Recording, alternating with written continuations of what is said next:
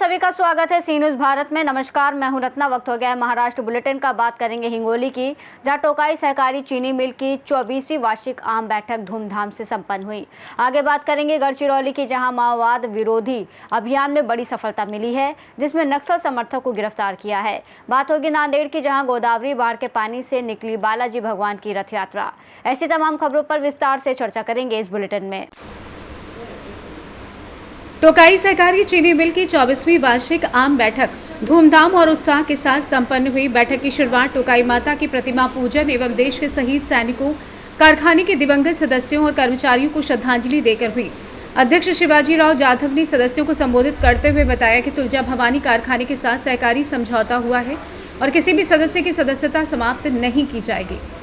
दिवाली से पहले किसानों को चीनी वितरित की जाएगी। कर्मचारियों के वेतन और बकाया भी चुका दिए जाएंगे। उन्होंने झूठी अफवाहों पर ध्यान न देने की अपील की और सदस्य द्वारा उठाए गए सवालों के जवाब भी दिए। बैठक राष्ट्रगान के साथ समाप्त हुई। इस अवसर पर निदेशक, गन्ना उत्पादक, सदस्य, किसान, अधिकारी और कर्मचारी बड़ी संख्या में उपस्थित थे। महाराष्ट्र से सी न्यूज़ संवाददाता अब्दुल जाफर की रिपोर्ट। गढ़चिरौली 1 अक्टूबर 2025 माओवाद विरोध अभियान में बड़ी सफलता मिली। जिले के भामरागढ़ क्षेत्र में पुलिस और सीआरपीएफ की संयुक्त टीम ने एक कट्टर नक्सल समर्थक सैनू उर्फ सनू अमलू मट्टामी 38 वर्ष को गिरफ्तार किया है। गिरफ्तार आरोपी सुरक्षा बलों पर हमले और सरकारी प्रतिष्ठानों को नुकसान पहुंचाने की योजना बना रहा था। 29 सितंबर को मिली गुप्त सूचना के आधार पर की गई कार्रवाई में संदिग्ध को हिरासत में लिया गया। पूछताछ में पता चला कि वो माओवादियों और सुरक्षा बलों के बीच 27 अगस्त को हुई मुठभेड़ में सक्रिय था। इस गिरफ्तारी का नेतृत्व विशेष पुलिस महानिरीक्षक संदीप पाटिल और पुलिस उप महानिरीक्षक अंकित गोयल ने किया। पुलिस अधीक्षक नीलोत्पल ने माओवादी गतिविधियों को रोकने के लिए अभियान और तेज करने का ऐलान किया है। उन्होंने माओवादियों से हिंसक रास्ता छोड़कर आत्मसमर्पण करने की अपील की है। गिरफ्तार किए गए सैनू मट्टामी के खिलाफ विध्वंसक गतिविधियों में शामिल होने के आरोपों की जाँच जारी है। ये सफलता गढ़चिरौली में कानून व्यवस्था स्थापित करने के लिए सुरक्षा बलों की प्रतिबद्धता को दर्शाती है। गढ़चिरौली से सी न्यूज़ संवाददाता संजय की रिपोर्ट। नांदेड़ जिले के गाड़ीपुरा स्थित श्री बालाजी भगवान जीयर स्वामी संस्थान का 62वां वार्षिक दशहरा महोत्सव इस वर्ष भव्य रूप से मनाया जाएगा। ये महोत्सव 22 सितंबर 2025 से शुरू होकर 3 अक्टूबर 2025 तक कुल 12 दिनों तक चलेगा।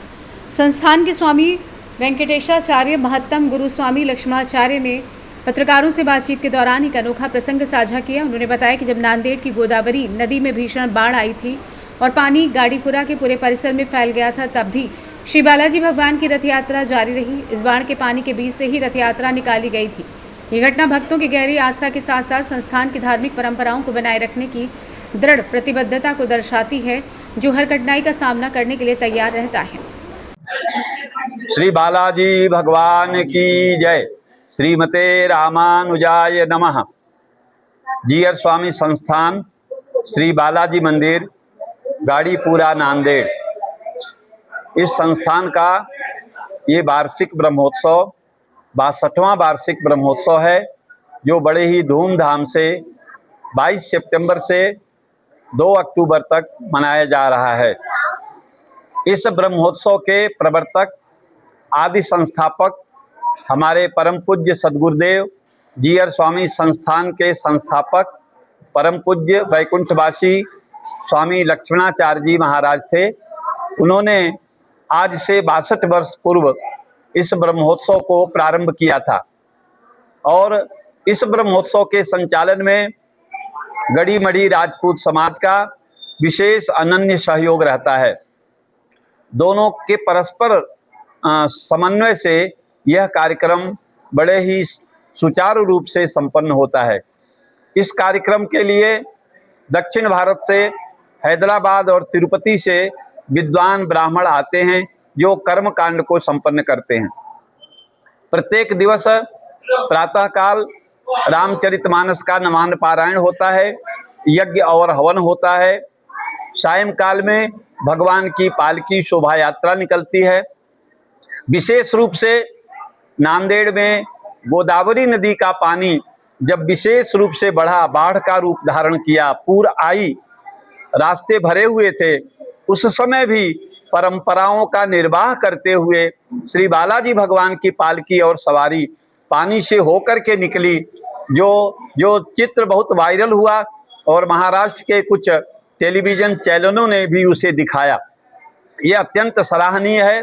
शासन ने और समाचार पत्रों ने भी इसकी भूरी भूरी प्रशंसा किया।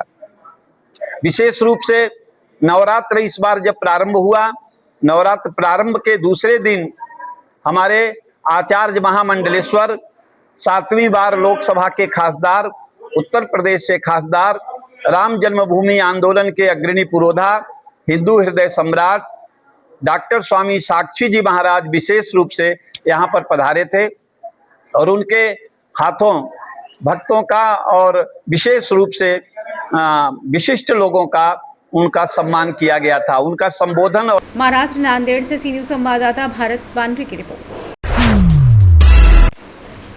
अपराध शाखा यूनिट 1 की टीम ने द्वारका के एक होटल में जाल बिछाकर एमडी ड्रग बेचने आए महिला समेत 3 आरोपियों को रंगे हाथों गिरफ्तार किया। उनके पास से करीब 4 लाख की कीमत का 30 ग्राम नशीला पाउडर बरामद हुआ। इसके साथ ही पुलिस ने एक कार, मोबाइल फोन और लगभग 17 लाख रुपए का सामान भी जब्त किया। पुलिस ने आरोपियों के खिलाफ भद्रकाली थाने में मामला दर्ज कर कार्रवाई शुरू कर दी है। पुलिस आयुक्त ने ड्रग्स की तस्करी पर सख्त कार्रवाई के निर्देश दिए हैं। नासिक से सी न्यूज संवाददाता प्रकाश खैरे की रिपोर्ट। परभणी जिले में धनगर समाज के लोगों ने अनुसूचित जनजाति में शामिल कर धनगर आरक्षण तुरंत लागू करने की मांग को लेकर प्रमुख राष्ट्रीय मार्गों पर चक्का जाम किया। ये आंदोलन दीपक बोराडे के जालना में अनशन और राज्य सरकार की उदासीनता के विरोध में हुआ है। आंदोलनकारियों ने चेतावनी दी है कि अगर अनशनकर्ता को कोई नुकसान पहुंचा तो इसकी जिम्मेदारी सरकार की होगी। उन्होंने मुख्यमंत्री से 2014 में दिए गए आश्वासन को पूरा करने का भी आग्रह किया। येथे रास्ता रोको केलेला आहे। दीपक भाऊ बोराडे 17 सप्टेंबर पासून अमर उपोषण करत आहेत। त्यांच्या उपोषणार्थ आम्ही हा पाठिंबा दिलेला आहे। आमच्या धनगर समाजाची मागणी आहे की आमची एसटी मध्ये अंमलबजावणी झालेली आहे। फक्त अंमलबजावणी करण्याबाबत आमची एसटी मध्ये अंमलबजावणी करावी ही सरकारला नम्र विनंती आहे। सरकार आम्हाला निस्ती दिशाभूल करत आहे, बैठकीला बोलवत आहेत, फोनवरून चर्चा होत आहेत, पण हा पूर्ण निष्फळपणा आहे, समाजाची दिशाभूल आहे। समाजाला आता आम्हाला एकच विनंती आहे की तुम्ही समाजाचा एसटी आरक्षणाचा GR काढा आणि तात्काळ प्रस्ताव हा राष्ट्रपती महोदयांकडे पाठवा ही आमची धनगर समाजाची विनंती। आम्हाला गेल्या भारत स्वतंत्र झाला तेव्हापासून 1956 पासून आम्हाला फक्त एक चॉकलेट दिल्या जात आहे, समाजाला फसवल्या जात आहे की तुम्ही एसटी मध्ये तुम्हाला सवलती लागू करू, हे करू, पण कुठल्याही प्रकारचे शासन गांभीर्य घेत नाही। 2014ला भी देवेंद्र फडणवीस म्हणले होते तुमच्या पहिल्या कॅबिनेटमध्ये तुमची एसटी आरक्षणाची अंमलबजावणी करू, त्यानंतर 100 कॅबिनेटच्या वर झाले तरी सुद्धा तेच आहे। त्याच्यामुळे आमची ही रास्ता रोको केलेला आहे आणि हे दीपक भाऊ बोराडे यांना पाठिंबा आहे। जर तुम्ही आता त्याच्यामध्ये जर दखल नाही घेतली तर तात्काळ आम्ही पुढचं नियोजन दीपक भाऊ सांगतील त्या पद्धतीने अजून तीव्र आंदोलन करणार।